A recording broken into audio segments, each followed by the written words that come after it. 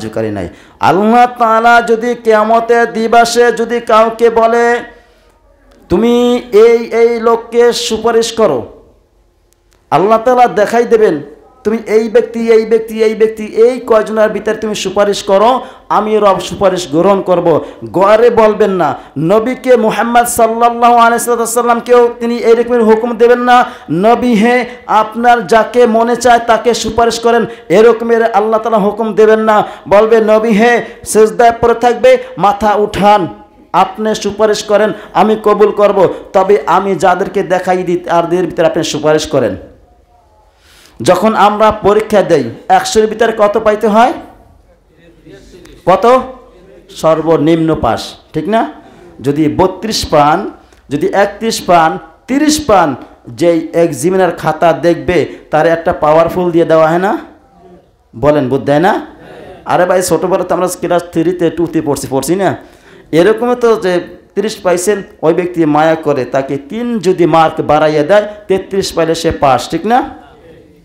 আবার যদি আপনি মনে করেন 32 পাইছেন 1 বাড়াই দিয়েছেন, 31 পাইছেন 2 বাড়াই দিয়েছেন, যদি 33-এর পর যদি কিছু পান আপনার আর মার্ক বাড়ানোর ক্ষমতা ওই ব্যক্তির নাই, আছে? এই জন্য আল্লাহ তাআলা যখন দেখবে বান্দা আমল আর বান্দার পাপ পুণ্য প্রায় সেম ক্যারাকাট 50-50, তখন কি করবে? আল্লাহ তাআলা তাকে মাফ করার জন্য বাহানা করবে, বান্দারা দেখো কিভাবে মাফ করা যায়। তখন আল্লাহ তাআলা হয়তো নবীকে বলবেন, নবী হে আপনি এই সমস্ত লোকদেরকে সুপারিশ করেন, 1 মার্ক দিয়ে দেব আপনার সুপারিশের কারণে, তারা জান্নাতি হয়ে যাবে, ঠিক না?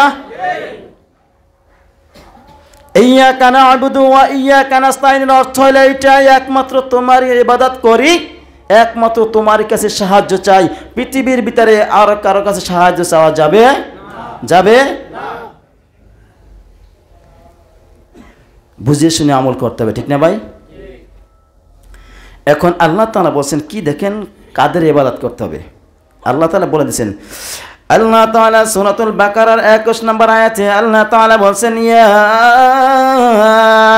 আইয়ুহান নাসু উবুদু রাব্বাকুমুল্লাযী খালাকাকুম والذين من قبلكم لعلكم تتقون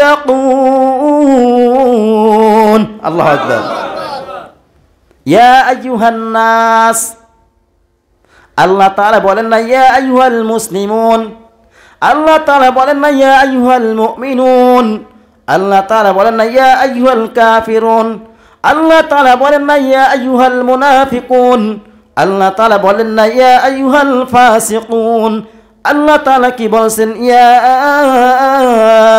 আইয়ুহান নাস।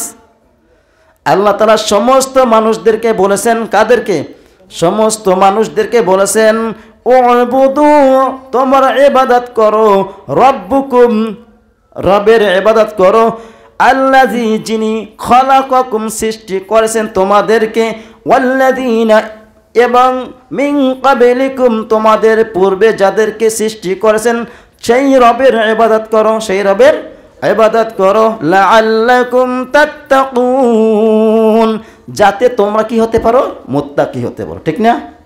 এখন আল্লাহ তাআলা এখানে খাসভাবে বলেছে ইয়া আইয়ুহান নাসু উবুদু রাব্বাকুমুল্লাযী খালাকাকুম ওয়াল্লাযীনা মিন ক্বাবলিকুম লাআল্লাকুম তাত্তাকুন, তোমরা সেই রবের ইবাদত করো যে তিনি তোমাদেরকে সৃষ্টি করেছেন, তোমাদের পূর্বে যারা অতিবাহিত হয়ে গেছে তাদেরকেও সৃষ্টি করেছেন, সেই রবের ইবাদত করো, ঠিক না?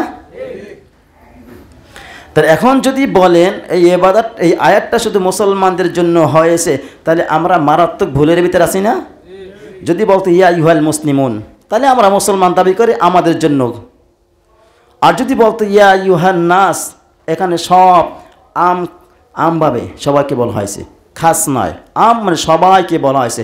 ইহুদি, খ্রিস্টান, নাসারা, বৌদ্ধ, অমুসলিম, মুসলিম সবাইকে আল্লাহ তাআলা ডাক দিয়ে বলছেন ইয়া আইয়ুহান নাসু উবুদু তোমরা ইবাদত করো, রবের ইবাদত করো যিনি তোমাদেরকে সৃষ্টি করেছেন, তোমাদের পূর্বে যারা অতিবাহিত হয়ে গেছে তাদেরকেও সৃষ্টি করেছেন, তার ইবাদত করো যদি তোমরা মুত্তাকি হয়ে থাকো, তাকওয়াবান হয়ে থাকো, ভয় করো আল্লাহকে, তাহলে এই রব ছাড়া আর কারো ইবাদত করার সুযোগ নাই।